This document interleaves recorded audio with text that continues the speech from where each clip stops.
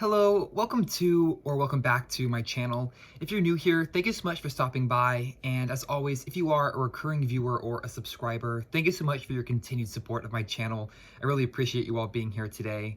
I wanted to sit down and just do a quick weekend reading update. I have not made a whole lot of reading progress this week, but I thought that I would go ahead and give an update for what I have covered so far, at least just to get something out there. Also, I'm trying to get back to being more routine with my video posting schedule, so I thought that a little short video would be better than no video at all, and then it keeps me on target for keeping content out coming to you guys. So I thought I would start with just sort of what I'm currently reading. I have not completed anything this past week, so I will just sort of give updates as to where I am in the books that I am reading. Actually, I guess that's actually not true. I did read a Dostoevsky short story, so that was something that I completed. It was from the Best Short Stories of Dostoevsky Modern Library edition. This is one that I got at the Brattle Bookshop in Boston, and I showed in one of my two Brattle Bookshop hauls. This is a fantastic edition. Also, it's my first time to read David Magershak's translation as well. So this has, I believe it's 6 short stories, and I have read all of them except for the one that I read this week. So I have now read all of the ones that are covered in this collection. And the one that I read was The Christmas Tree and a Wedding. A very bizarre short story, and one that it left me feeling a little bit uncomfortable and just sort of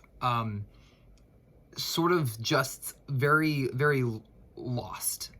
Essentially, it's a short story about a man who gets invited to a New Year's Eve party of an acquaintance, a man he doesn't really know. He gets invited. All he knows is really he knows the host. He doesn't know anybody else here at this party, and it's the host is celebrating sort of all of his children and the issuing in of the new year. And there is a young girl, a daughter of the host of the party, and we get sort of the glimpse of her.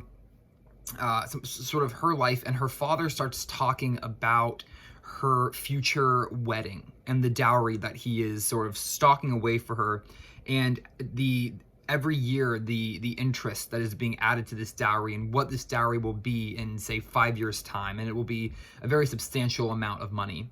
And there's another man at the party who hears tell of this girl and her future dowry and this massive sum that it's going to sort of turn out to be, and he approaches this girl. He's an adult man. Approaches this girl and has some very uncomfortable conversations with her, and she sort of is able to leave the conversation and leaves the story.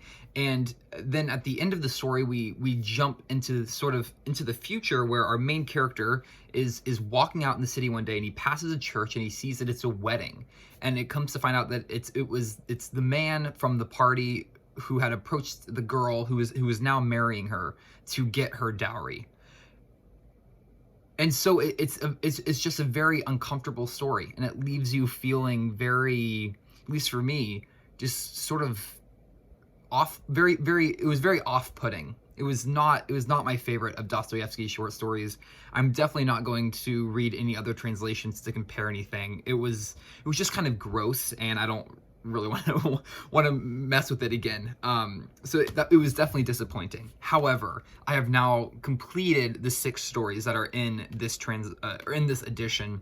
Also, the translation really isn't my favorite. I'm not a huge fan. I don't think he's one of my favorite translators that I have read so far. So I'm probably not going to read too many more of his particular translations.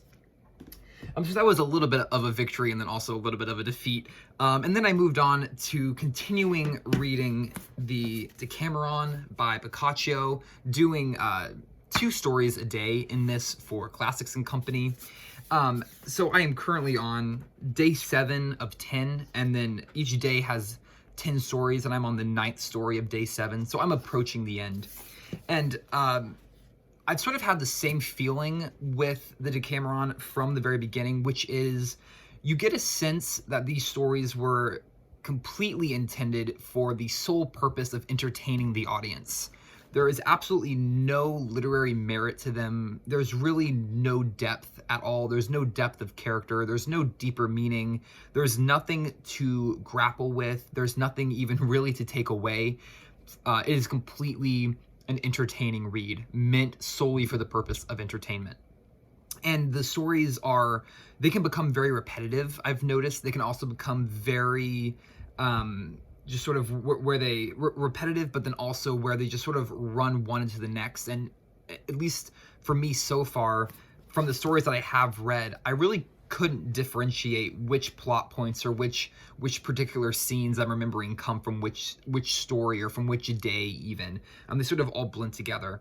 And it's not a bad thing. It is entertaining and it's enjoyable. But I have found that reading just about 2 stories a day is enough, because if I read too many more than that, they start to sort of blur together, and then it really, at some point, it becomes a little bit sort of not necessarily dull, but very dry and not that interesting after a while, just because we're dealing with the same type of themes. We're dealing with sort of even the same sort of character interactions. There's really no character development. There really, even as far as the characters go, there aren't very many unique identifiers between characters. The characters are very shallow. All the dialogue, all the interaction is very shallow.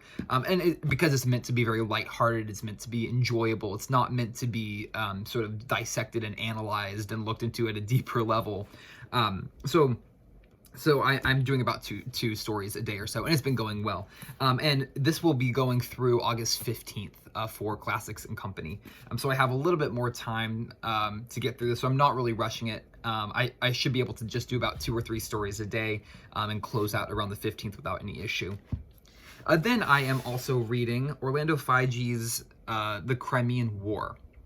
And this has been really, really interesting. So I am just now about halfway through, been really taking my time. So I'm on page 330 of something over just around 600 pages. So I'm basically right around the halfway point. And this has been really interesting. It's the second book that I have read on the Crimean War. The first was The Banner of Battle, which I think I talked about in last week's weekend update. This is a much more scholarly, detailed look at the Crimean War, focusing very, very heavily sort of on the closed door side of the war. So very much the decision-making side, the government side, and less so on just strictly focusing on the battlefield sort of tactical elements of the war. And just a couple really interesting facts that I didn't really realize about the Crimean War until very recently. One of the big ones is that, or one that I had forgotten, is that Leo Tolstoy was involved. He was a lieutenant in the Crimean War, which I thought was really interesting. And it made me want to read his Sevastopol sketches, which I believe was sort of the first of his writings that launched him into literary critical acclaim. So I'm going to try to get a copy of that to read fairly soon. But then a couple of the other things that I just found really interesting, sort of the first being having not realized that the Crimean War was one of the first wars that had international press coverage, and was one of the first wars that utilized camera technology and the telegraph and the railway, and had it's when we got standardized field medicine or sanitation practices for military encampments, or it was just very much a modernization in the realm of military matters. The organization is sort of famous for being very poorly organized, but it showed a lot of the faults in the government's military plannings and structures that then helped them sort of tighten those up and make countries' militaries more standardized and more professional, sort of across the board, which I thought was really interesting. So I will be continuing on with the Crimean War by Orlando Figes and with the Decameron by Boccacio into next week. The Crimean War I will probably finish somewhere between the middle of next week is what I'm hoping. The Decameron will continue on until August 15th or so, and I'm sure I will pick up another book or two over the course of this next week. I'm just not sure what that's going to be. So whatever that is, I will update you next week on next weekend's reading update. So that's it for me for today. Thank you so much for watching. I hope you enjoyed. Feel free to leave a comment down below if you would like, and I will see you in the next video. Bye for now, and happy reading.